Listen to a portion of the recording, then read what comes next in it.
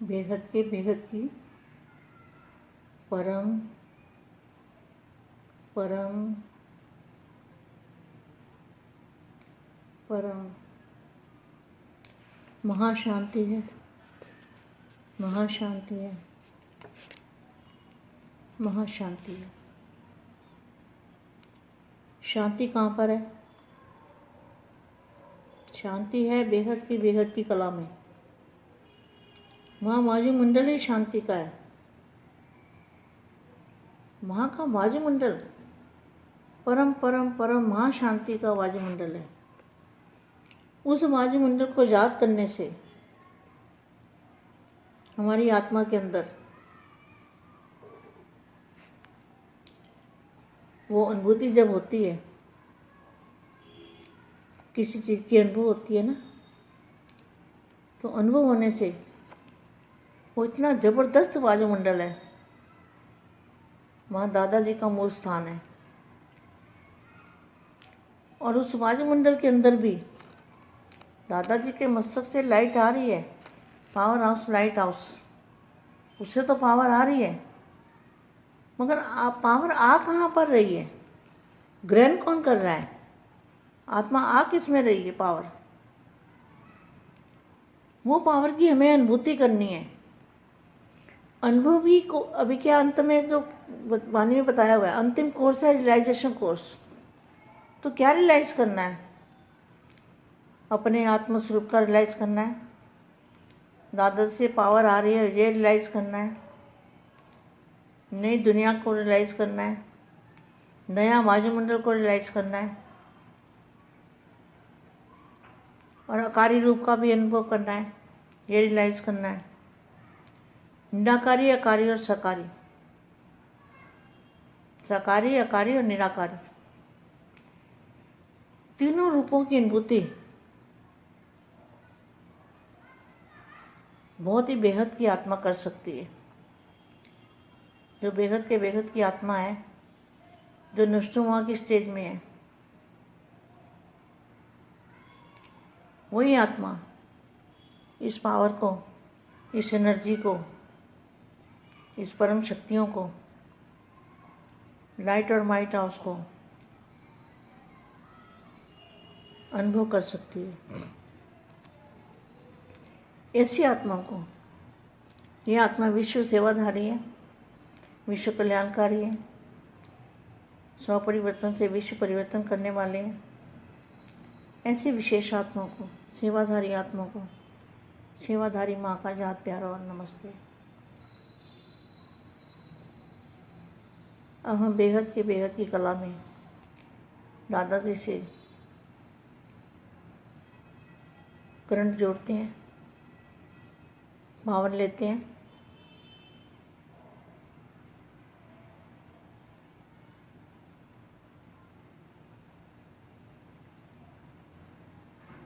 परम शांति। अब मैं इस वाणी से फिर दोबारा से रिपीट करती हूँ। निराकारी, आकारी और सकारी। तो निराकारी रूप कैसा है? निराकारी आत्मा स्वरूप बीज रूप अवस्था, जिसको कहा गया है बीज रूप अवस्था। बीज कितना छोटा होता है? सुई की नोक से भी करोड़वां भाग, अरबवां भाग छोटा। तभी तो दिखाई नहीं देती ना आत्मा। आत्मा दिखाई क्यों नहीं देती? क्योंकि आत्मा परम प्रकाश की है। तो परम प्रकाश कैसे दिखेगा? पांच तत्वों की दुनिया में परम प्रकाश तो दिखाई नहीं देगा ना, मगर महसूस तो कर सकते हैं, रियलाइज तो कर सकते हैं। तो ना तो आत्मा दिखाई देगी, आत्मा की अनुभूति हो सकती है।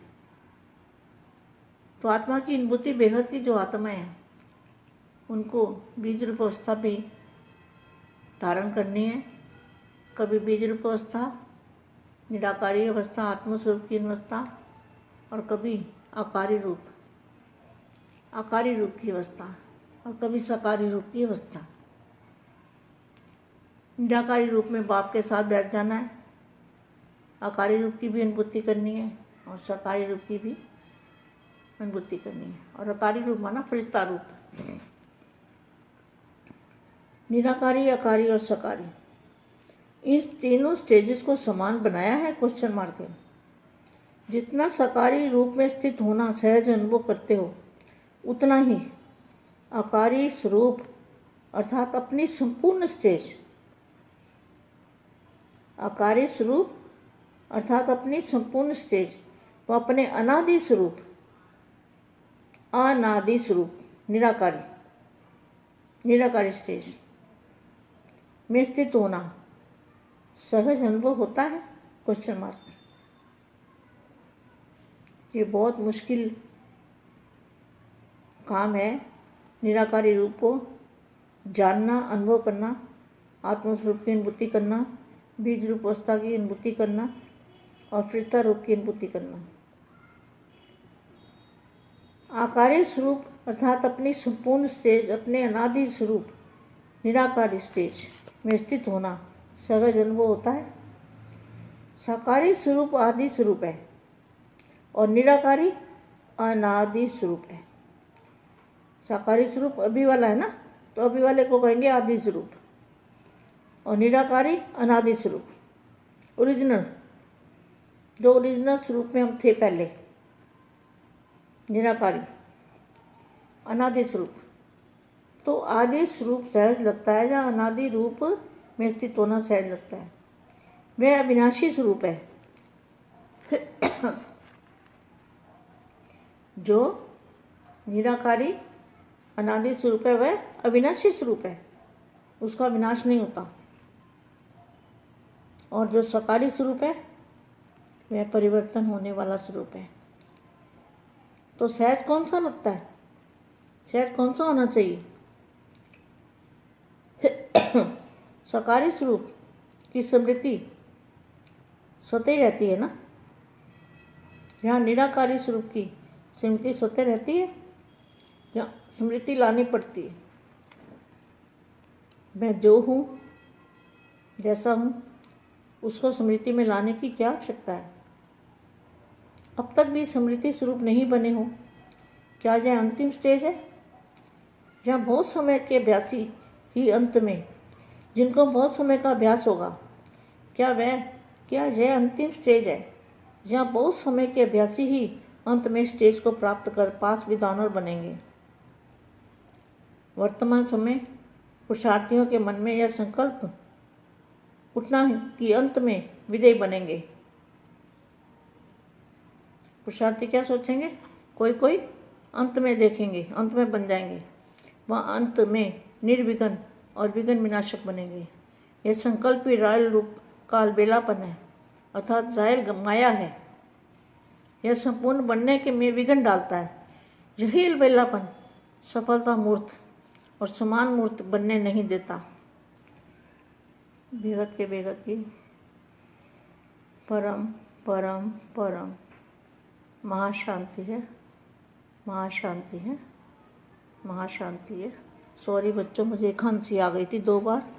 परम शांति। आप डिस्टर्ब होंगे सुनने में। परम शांति। బేహద్ పరం మహాశాంతి. బేహద్ మా బేహద్ పిల్లలకి బేహద్ దివ్య సందేశము.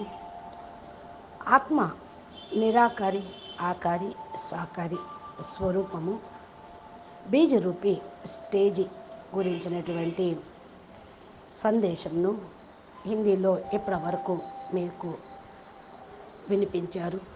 దానికి తెలుగు అనువాదం మా అందరికీ बेहद के बेहद परम परम परम महाशांति है, महाशांति है, महाशांति है. శాంతి ఎక్కడ ఉన్నది? పరం శాంతి అనేది బేహద్కే బేహద్ కళ లోపల ఉన్నది. అక్కడ వాయుమండలంలో పరం శాంతే ఉంటుంది. అక్కడ వాయుమండలంలో పరం పరం పరం పరం మహాశాంతి ఉంది అని స్మృతి చేయటంతో మీ ఆత్మ లోపలికి అనుభూతి అనేది కలుగుతుంది. ఎప్పుడైతే ఆత్మ లోపల అనుభూతి అవుతుందో అప్పుడు ఇంకే వస్తువు గురించి మీకు ప్రీతి ఇష్టం అనిపించదు. అనుభవం అవ్వటంతో జబర్దస్త్ వాయుమండలం తయారవుతుంది. అక్కడ దాదాజీ యొక్క మూల స్థానము. ఆ వాయుమండలం లోపల దాదాజీ మస్తకంతో లైట్ వస్తూ ఉంది. పవర్ హౌస్, లైట్ హౌస్ రావటంతో పవర్ అనేది పిల్లల ద్వారా విశ్వానికి వెళ్ళిపోతూ ఉంటుంది. మరి దీన్ని ఎవరు గ్రహిస్తూ ఉంటారు? ఆత్మ ఏ రూపంలో వస్తూ ఉంది? పవరు మనకు అనుభూతి అనేది కలుగుతూ ఉంటుంది. వాణి లోపల ఏదైతే వాక్కు లోపలికి వస్తూ ఉంటుందో అది మీకు అనుభవం, రియలైజేషన్ అవుతూ ఉంటుంది. అవ్యక్త వాణిలో అంతిమ కోర్సు రియలైజేషన్ కోర్సు అని అన్నారు. ఈ యొక్క రియలైజ్ చేసుకోవటం, తమ యొక్క ఆత్మస్వరూపాన్ని స్థిరంగా ఉంచుకోవటం, దాదాజీతోటి పవరు వస్తూ ఉంది అని రియలైజ్ అవ్వటం, కొత్త ప్రపంచాన్ని రియలైజ్ చేసుకోవటం, కొత్త వాయుమండలాన్ని రియలైజ్ చేసుకోవటం, ఆకారి రూపంలో కూడా అనుభవం అనేది ఉంటుంది. ఇది రియలైజ్ కావాలి. నిరాకారి, ఆకారి, సాకారి ఈ 3 రూపాల్లో అనుభూతి అనేది బేహద్దు ఆత్మలు మాత్రమే చేసుకోగలరు. బేహద్దుకే బేహద్దు ఆత్మలు నష్టో మోహులుగా అయ్యి ఈ స్టేజిలో ఉంటే ఆత్మ పవర్ అనేది పొందుతూ ఉంటుంది. ఈ ఎనర్జీని, పరమ శక్తులను, లైట్ మరియు మైట్ స్టేజ్ని అనుభవం కలిగిస్తూ ఉంటుంది. ఇలాంటి ఆత్మలకు విశ్వ సేవాధారి, విశ్వ కళ్యాణకారి, స్వపరివర్తనతోటి విశ్వ పరివర్తన చేసేవాళ్ళు అనే టైటిల్ లభిస్తుంది. వీరు చేయగలరు. అలాంటి ఆత్మలే విశేషమైన ఆత్మలు, విశ్వ సేవాధారి ఆత్మలు.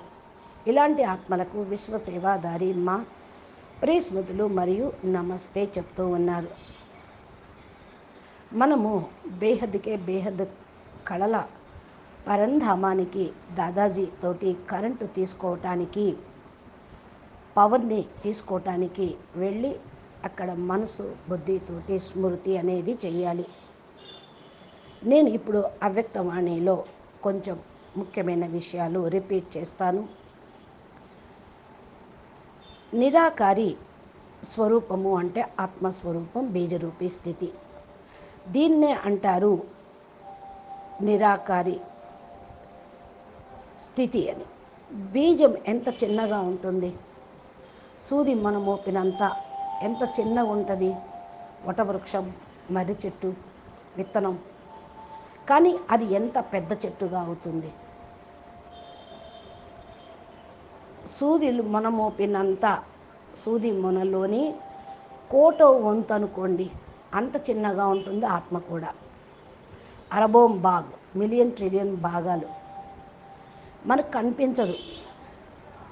ఆత్మ కూడా కనిపించదు. ఆత్మ అది చూపించేది కాదు కదా. ఆత్మ పరం ప్రకాశం కలిగింది. ఆత్మ యొక్క పరం ప్రకాశంని ఎలా చూస్తారు? పంచతత్వాల ప్రపంచంలో పరం ప్రకాశాన్ని చూపించలేరు.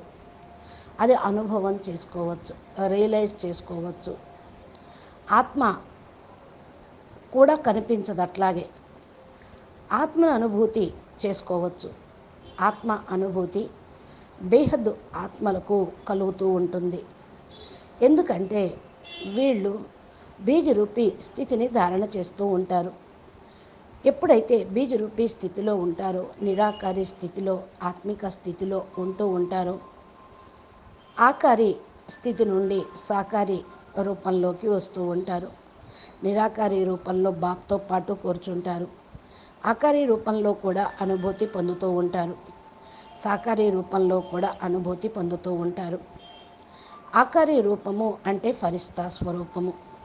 నిరాకారి, ఆకారి, సాకారి ఈ 3 స్టేజెస్ను సమానంగా తయారు చేసుకున్నారా? ఎంత సాకారి రూపాన్ని స్థితిలో తయారు చేసుకుంటారో అంత సహజంగా నిరాకారి ఆకారి రూపం కూడా అనుభవం కావాలి. మీ శరీరాన్ని జ్ఞాపకం ఉంచుకోవటానికి మీరే కష్టము పడరు కదా, కలలో కూడా దాన్ని మర్చిపోరే. అదేవిధంగా ఆకారి స్వరూపము సంపూర్ణ స్టేజ్. ఆకారి స్వరూపం అనగా మీ సంపూర్ణ స్టేజ్. అనాది స్వరూపము నిరాకారి స్టేజ్. అదేవిధంగా అంత సహజంగానే అనుభవం కావాలి. ఇది కష్టమైన పనేమీ కాదు. నిరాకారి రూపాన్ని తెలుసుకోవటం, అనుభవం చేసుకోవటం, ఆత్మస్వరూపం యొక్క అనుభూతి చేసుకోవటం, బీజరూపీ స్థితి యొక్క అనుభూతి పొందటం, ఫరిస్తా స్వరూపాన్ని అనుభవం చేసుకోవటం, ఆకారి స్వరూపం తన సంపూర్ణ స్టేజ్లో ఉండటం, తమ యొక్క అనాది స్వరూపం నిరాకారి స్టేజ్లో ఉండటం సహజంగానే అనుభవం అవుతూ ఉంటుంది. సాకారి స్వరూపము ఆది స్వరూపము, నిరాకారి స్వరూపము అనాది స్వరూపము, ఆకారి స్వరూపము సంపూర్ణ స్టేజ్. ఈ మూడు మాటలే సదా మీరు జ్ఞాపకం ఉంచుకొని మాటి మాటికి స్మృతిలో ఉంచుకోండి. ఆది స్వరూపము, అనాది స్వరూపము, సంపూర్ణ స్వరూపము. ఒరిజినల్ స్వరూపంలో మనం ఉండాలి. నిరాకారి అంటే ఆత్మస్వరూపము. ఇది సహజంగానే ఉండాలి. ఎందుకంటే ఇది అవినాశి స్వరూపం, మీ స్వరూపం ఒరిజినల్. నిరాకారి అనాది అవినాశి స్వరూపము అంటే ఎప్పటికీ వినాశనం కాదు. సాకారి స్వరూపం అంటే పరివర్తనాత్మకమైన, మారుతూ ఉంటుంది. సహజంగా మరి ఏదనిపిస్తుంది? మారేది జ్ఞాపకం ఉంచుకోవటం కష్టమా? ఎప్పుడు మారంది అవినాశి బీజంగా సదా ఉండేదాన్ని జ్ఞాపకం ఉంచుకోవటం కష్టమా? మరి సాకార స్వరూపం స్మృతి స్వతహానే వస్తుంది. నిరాకారి స్వరూపం స్మృతి స్వతహానే ఎందుకు రావటం లేదు?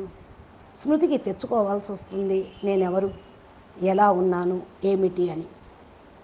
దీన్ని స్మృతిలోకి తెచ్చుకోవాల్సిన అవసరం ఏంటి? ఇది మీ స్వరూపమేగా. ఆత్మస్వరూపం మీదే, అవినాశి స్వరూపం మీదే, మీరే పరం లైటు అనేటువంటి మాటని ఎంతవరకు అయితే స్మృతి స్వరూపంగా కారో అంతవరకు కూడా అంతిమ స్టేజ్ అనేది తయారు కాదు. వెళ్ళలేరు అంతిమ స్టేజ్లోకి, ఆది స్టేజ్లోకి. ఇది చిరకాల అభ్యాసం ఉంటేనే అంతిమంలో చాలా త్వరగా ఈ స్టేజ్లోకి వెళ్ళిపోతారు. అంతిమ స్టేజీ చాలా సమయము అభ్యాసం లాస్ట్లో ఉపయోగపడుతూ ఉంటుంది. ఈ స్టేజ్ని పొందితేనే పాస్ విత్ ఆనర్గా కాగలుగుతారు. వర్తమాన సమయం పురుషార్థి స్వరూపము. మనసులో ఈ సంకల్పం ఎంతైతే వస్తూ ఉంటుందో అంతగా విజయీగా అవుతూ ఉంటారు. పురుషార్థం చేస్తూ ఏం ఆలోచిస్తూ ఉన్నారు?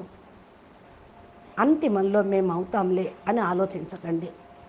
అంతిమంలో నిర్విఘ్నంగా అవుతాము, విఘ్న వినాశకులుగా అవుతాము అనేటువంటి సంకల్పం రాయల్ రూపంలో ఒక సోమర్తనమే. అనగా ఆ రాయల్గా మిమ్మల్ని బుద్ధి కాస్త తిప్పేస్తూ ఉంటుంది మాయ.